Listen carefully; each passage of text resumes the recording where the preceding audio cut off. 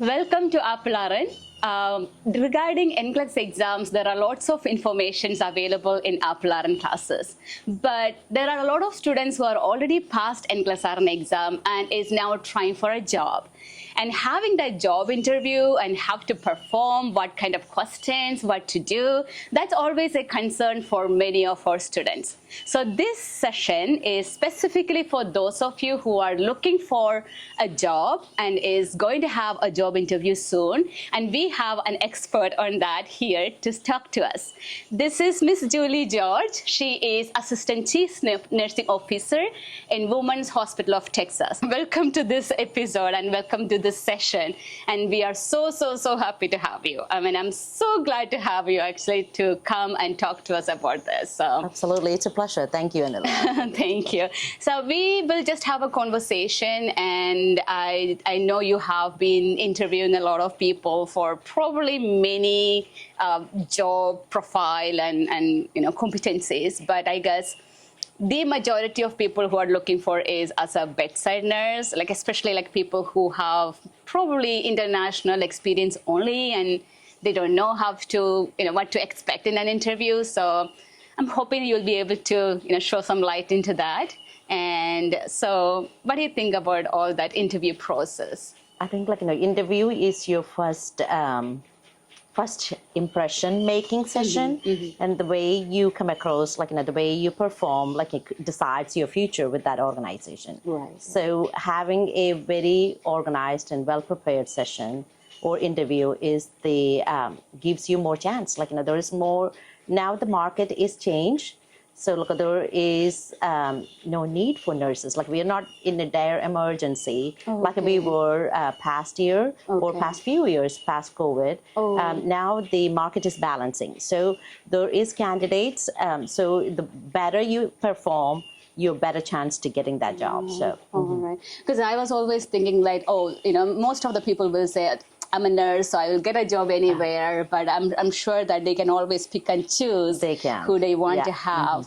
So if we can think about maybe coming to the interview, actually coming to the interview, what would be the things they should have with them when they come, or what kind of dressings, or just the general appearance, which could, I know there is going to be a little bit of, appearance is going to matter, like how groomed you are and how composed you are. So what would you say, a couple of tips for someone who is going to have an interview? Absolutely. So a first impression is you are getting interviewed the moment you start entering the room, or even before you get picked up, right? From HR to the office to interview. Right. So the way, like you said, and the grooming is the best. So well groomed, well dressed.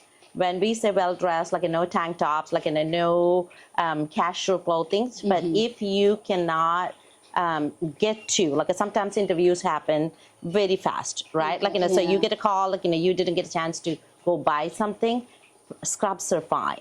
Oh, okay. You can actually wear scrubs, as far as it's ironed, it's pressed, it's neat and together, you can actually wear it.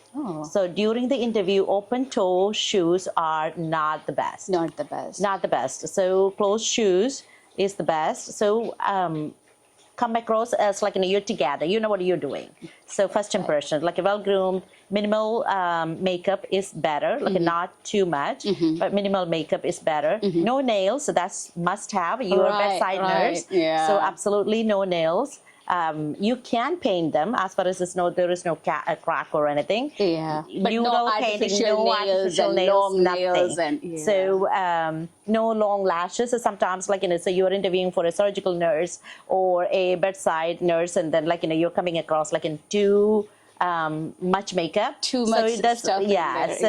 It does not give you very much of a good impression of you are your professional look. Right. That's a must-have. So that's first one. You come across you're making the eye contact. So, like, keeping conversations, like, nodding your head, making sure, like, you understand or you ask questions along the way. Sometimes international nurses, I'm an international nurse, I came in as an immigrant as well. So, if you don't understand some dialect or accent, so you can ask them, pardon me, can you repeat that? Right. It's okay to say that rather than guessing it. Right. And then, Right. I mean, that's and then something getting it you're wrong. worried. Yeah. Right. Yeah, that's right. I mean, I can think about that, and from my own experience too. I'm like, if I ask one more time, are they going to feel like I don't know? That's kind of the feeling. Yeah. So I tell, some of the students when they ask me, I tell them, like, if you don't pretend. Yeah. Because pretending and trying to assume something and come up with an answer is going to be probably worse than really just asking for clarification. So you can say, can you repeat that for me? Yeah. Or you can say, I heard you say this. Right. Am I on the right track? Wow. And then they That's will, right. So like, I heard you ask me about my past experience, or I heard you ask me about telling me a scenario. Right. So you can rephrase it to make, like, okay, that then they can break it down. Sometimes they ask a high level question. You can break it down. I heard you say this. Like, am I on the right track? Right. Or if you're answering it, and then they look like they're confused, like, So you like can as say, if this is not the thing I asked you. So say, am I on the right track? Or do you want me to elaborate more?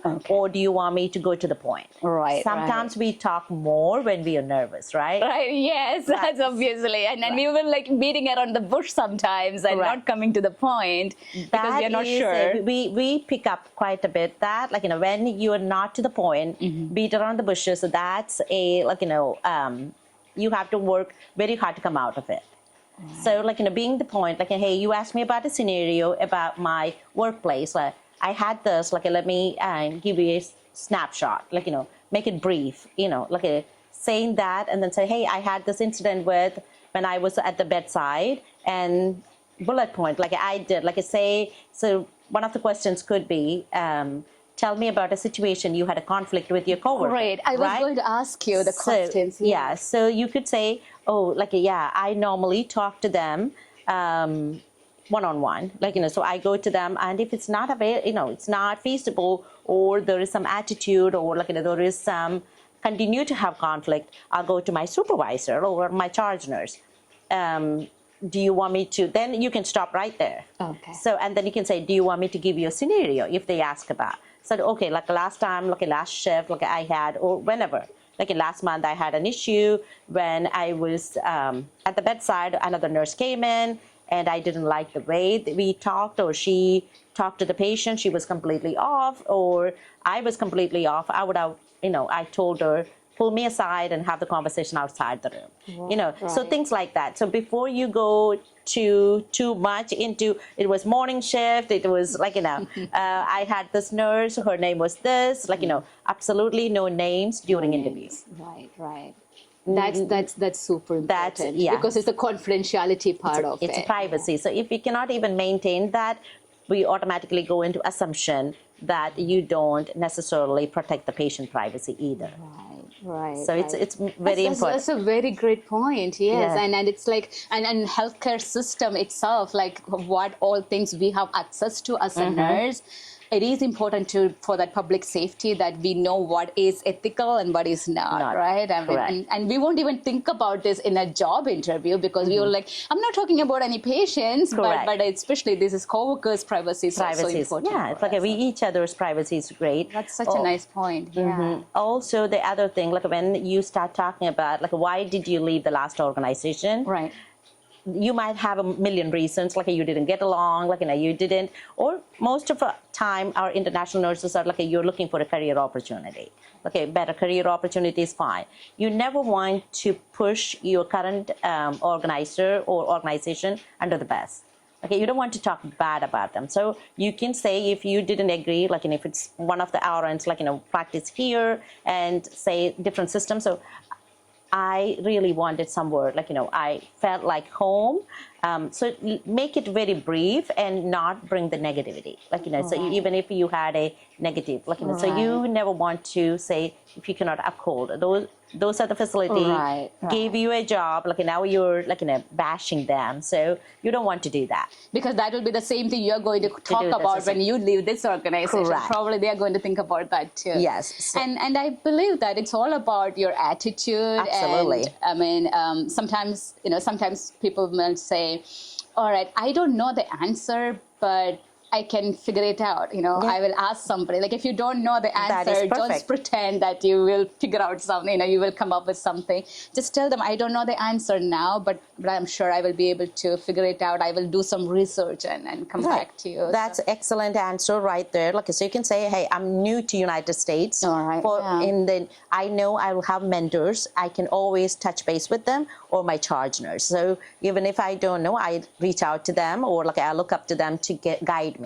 Or get me the answers I need. And I can research myself as well. But if I am missing something, I know the same shift, like I know I'll have people I can reach out to. Yeah. So in healthcare, that's important, right? Like The chain of command. Chain of command, and you're not trying to do anything you don't know with like in a guessing work, like because we deal with patients and we policies live and procedures are so important. You cannot do guesswork there. Guesswork. I got you. Yeah. So it's so if you don't know something, then your go-to will be whosoever is your chain of command will be one your of the best preceptor person. or your mentor, your charge nurse, your manager, director. Right. Like so, you can go on like that, like so, or even your coworker. Like if I don't know something, I'll find a seasoned nurse to find out the answer. Find out, yeah. And They if have the nobody's experience. they have experience and they can tell us that. Right. Yeah. Awesome. So other thing I would mention on, especially if you're not practicing here in the United States, we are very timid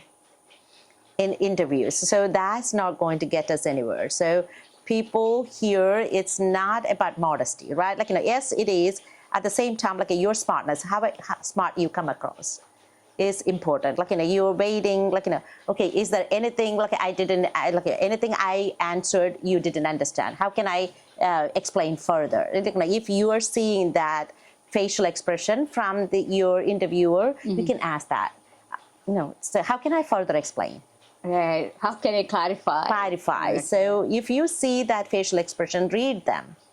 And then change it or add. That needs a lot of practice. It does. I'm thinking like, okay, so I'm super nervous sitting there, but I think that's a big thing to do. Like, be prepared. When you're going for the interview, and maybe you can do it on a family member and just do some. Mirror is great.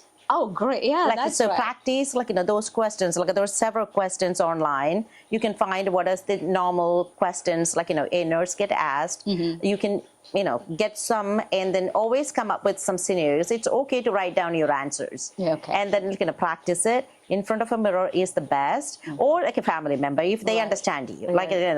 Or get a friend over the phone. Hey, I'm going to do it on the phone. Now it's a FaceTime, right? Yeah. You can can you tell me, am I using filling words? Am I using a lot of things? All right. All right. So then they will say you are not looking at them. You're not answering the right way. Things like that they can tell you. The practice makes it a little bit better. So it's not new to them. Right. Also speak up, not to yelling, but still speak up to the person. That way they have no problem hearing. All right. Gotcha. Right. Yeah. If you say very low volume. Some people are like that, but you have to make an effort to say, you are audible enough to hear them. each other, and then making that eye contact, nodding sometimes, and then hear what they say, and then use that. You just said, so using those keywords is important. Makes the other person feel like they are heard. Yes. You just said, and so you wanted to know about this, or I just heard you saying that you were very much into culture of the department. So I am all about that. I can contribute to the culture of the department because I'm working in Middle East for so many years with so many other nationalities. I bring that strength to your team. Yeah. Things like that. So you pick up their keywords and then you use it. So they know, okay, she can critically think, she can analyze it, and she can produce it. Or she or he, both. Right? Yeah, that's right. That's right. Oh. So these are really, really interview tips, and I'm hoping that you're getting them. Now, there is one more question I wanted to, usually people ask in the interview is like, tell me about yourself. Right. And most of the time I have seen people going around with, oh, my name is Anila Simon and I am married, I have 3 kids and I live here. I don't think they're interested in knowing all that when they ask, tell me about yourself. I mean, this is my hobbies and this is where I go for vacation. Yeah. But I don't think that's what I mean by tell me about yourself, right? Not at all. I'll let you answer that. So normally every manager or interview person or the panel starts with introducing themselves. They will say, I'm Julie George, I'm the Assistant Chief Nursing Officer. I've been with the company for, or whatever organization for so many years, and I currently oversee this department, or I oversee the department you are interviewing for. Right. And then that stops right there, right? So your introduction should be an 2-minute or a 60-second, the maximum 120-second elevator speech. Wow. That's it. So what we'll say if I am interviewing for something, so and you asked me say, hey, tell me about yourself. So I will say, my name is Julie George, and go slow. Nobody's chasing you. Right. So make sure they understand you. Right. Especially with our accents. Okay. It's hard. So you want to go slow. So, but clear, and then get the point across. So Julie George, I'm Assistant Chief Nursing Officer. I've been a nurse for 25 years. Wow. And I have experience in India, so India, England, and United States. And I worked in several other departments, several departments to name, med-surg, ICU, surgical services, and then so whatever you are, cath lab, however you want to say it. And then so I am seeking, I got an opportunity to come to United States, and now I'm seeking a job opportunity. I believe I want to start from the base. So I want to start here. I'm not sure. I'm new to United States, so I want to start the med-surg or bedside, however you want to say it. So I wanted to make sure, I have everything I need. I come to your organization with a lot of experience, or I'm new to the nursing, however that is. Yeah, it can be a new graduate or a new nurse, and they have never worked anywhere, and they can say that this is my starting point, and I'm looking for an opportunity to add to your team. Where they can do, if you're a new grad, you can say, I had my nursing school. I went to nursing school at UT Houston or wherever, and I have the clinical experience in this hospitals. So I had my rotation at Bentov and Methodist and Memorial Hermann. So I feel like I got to see different organization. I can bring that value to your organization. So that's all we are interested in. We're not interested in anything personal. As a matter of fact, we are not supposed to ask anything personal during the interview. We don't even go and ask where you live, how many kids do you have, how long you been here. That's prohibited. That's a getting too much into irrelevant questions. Irrelevant question, and it could add bias to your decision. Right. That's right. So we don't ask. So whether they have a kid or they don't have a kid, and it's only one position, who do you give? So that's why it adds bias to your decision. So we are not supposed to ask those questions. So we don't normally bring that up unless the interviewer brings up. Just comes up then with it. Even that we try to dismiss it. We don't entertain those questions. Oh, that's a very important point. So when you're talking about tell me about yourself, it is very important to just focus on your career and whatever job opportunity you have applied to, just focus on that, because you don't want to give away a lot of personal information which could go negatively when they're thinking about hiring you. So that's very important to stay focused on that.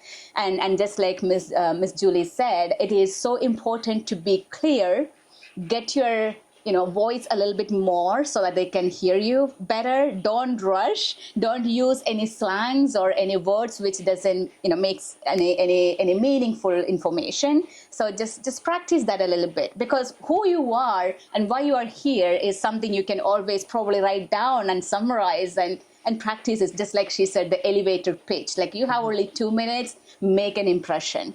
And say that, and that's going to be a very good start to your interview. And I was just thinking, like, as an organization, when we had several post outs where we were looking to hire some employees, and the interview panel, the admin panel, some of them, they outrightly, they just dismiss them.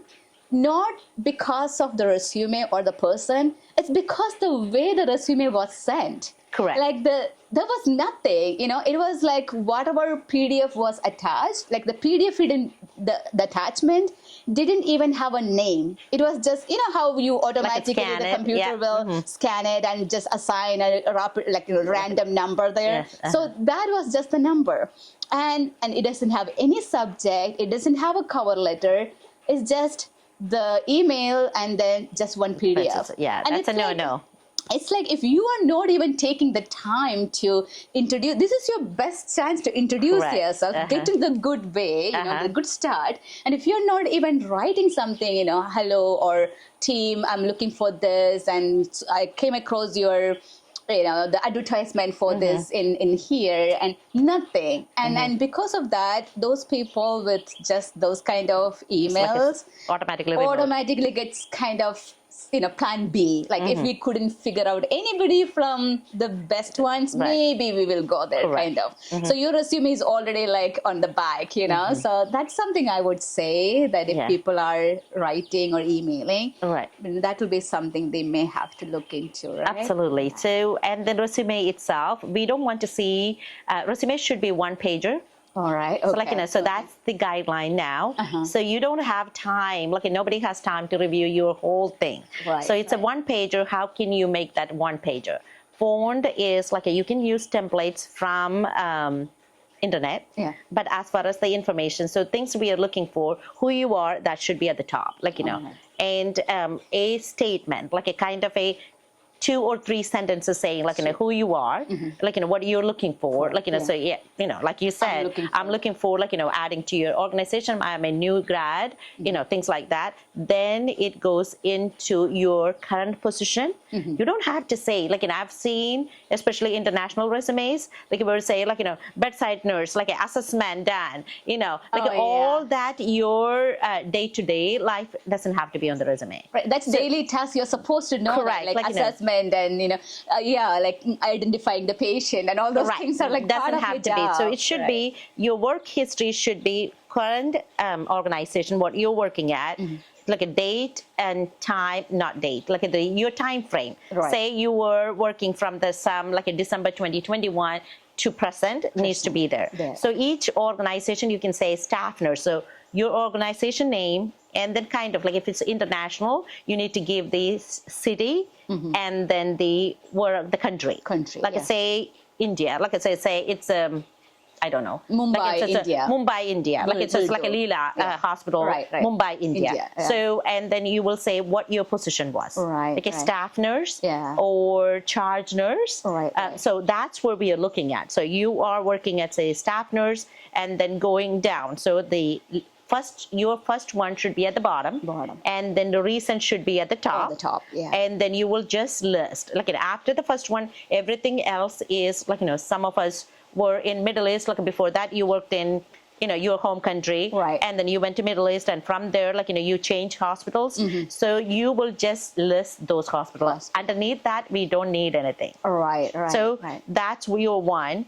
And then on the side, you should say your education is another tab or another heading, and then you list that with the latest. So if you're an ADN, then BSN, MSN, like that. Right, yeah. So then you can say certifications. That's a huge piece. All right. Right, Should so- I put if I have, let's say I have like CMSRN or CVRN, Yes. should I put that in the name when I am putting the name, like, You like, can, absolutely, you I should. can? Yeah, you should. So that's kind of gives an idea. Okay, Gives this us a- person so has it's a this certification. Okay, Yes, all right. absolutely. So you should say, Julie George, BSN, CSN, all right, read that. CMSRN, or CCRN. Whatever you have, like you can put that. That's Put your that. title. You earned Right, it, right? yeah. So you can do it, and then that's how we say, okay, she already has it.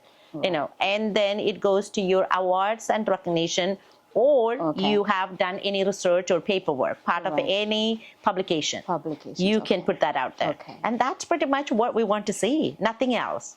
Right. Because your competency, that's where you're writing, that's not relevant. Like, you're going to get a new set of competency, you get checked off, and there is a basic each role has to have.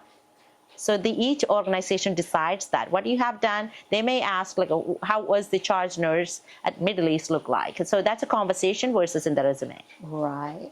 So it's a one-pager is ideal if you've been a nurse for a long time, and then you have a lot of things, you can actually condense it. Like, if you work multiple areas in Middle East, like multiple areas in India, you can say in India, Kerala, or India from 1999 till 2010, look at something like that in one tab. You don't Right. have to write every Each single and hospital. everything, yeah. So if you moved around. The other thing is, like, moving around is not the best That's either. right. So having tenure is a lot. So Right. that tells us if I hire you, you're not jump ship every 2 years, every year. That makes sense, right? Unless you have a very specific reason and you went Correct. from one country to another, because Absolutely. that makes sense. But if you're like doing like 6 months here, 6 months Correct. there, then people will be thinking like, what happened? Yeah, and we don't want to invest in you. If Right. it's a short term, Right. why would you invest in you to get you trained? Because right. your history It's says you resources. jump, right? So resources is time, money, and you are not loyal. That's Right. how it looks at. That's You're right. not loyal to that organization. That's So right. unless, like you said, Anila, you have a valid reason, you moved around the country, or your spouse was a military spouse, Yeah. which you're serving the country and you have to, Right, right? yeah. So which are, good reason, Acceptable kind of acceptable reasons. reasons. But other than that, I wouldn't even, go that route at all. That's right. Right. So that's a very important thing to remember when you're making the resume. Don't crowd it with all the information. It should be more like a bullet point thing where they get a snapshot of who you are and where you were and what kind of education you had. And then it should be you telling them more if they need to know. Right? If they ask you about some, one experience or one Absolutely. education, you can definitely increase from that and then talk about that. Oh, that's wonderful. That's wonderful. So, Yeah. Is there anything else you would add to someone who is like kind of looking for a job, like what to do or anything, any general point which comes to your mind? Right. So one thing, like, you have to tailor to the position you are looking for, like, or you're interviewing at. Right. Sometimes, okay, you have previous experience from your homeland or here, like, and you are completely off. You just need a placement, and that's okay. I mean, we all need a starting point. Right. So you can ask for it, but don't get stuck. Like, so then your interview questions, your scenario questions, like, you should answer yes. from Yes. that kind of setting. Right. So, like, if you are an ICU nurse, but here you don't want, or you are an OR nurse, or you are an L&D nurse. L&D is completely different here. The way we do things, like, the practices and policies are different. In other countries. Other countries. So if okay, somebody told you L&D, you don't want to go for L&D here, right? Yeah. So you are now interviewing for ICU or med-surg. Your question should be regarding that. Like, don't go back into L&D scenario because your leader may not be very familiar with L&D. Oh, so okay, you are giving scenario according to that. There's I don't even know whether you did the right thing. Right. That's Correct. right. So Yeah. you should tailor it, like, look up, ask around with the people, and then you can always come across, like in a situation, it doesn't specifically applicable to one unit. One unit, yeah. So it's Especially like a when broad. they ask you, like, tell me a situation where there was, a patient problem and you were the advocate for the patient. And I think, like listening to you, I can say I can just take pain management. Correct. Because pain management goes across everywhere. So we have been talking about what to do when there is an interview and how to prepare for it. We are really hoping that this session was really beneficial for you. And if you have any questions, you are always welcome to put it in the comments and we will try to get back to you with the right answers. Thank you so much, Miss Julie, for coming here today. And we are so happy to have your expertise and your knowledge. And that's really helpful. Thank you so much for being Thank here you. today. Good luck, everyone. Good luck. Yeah.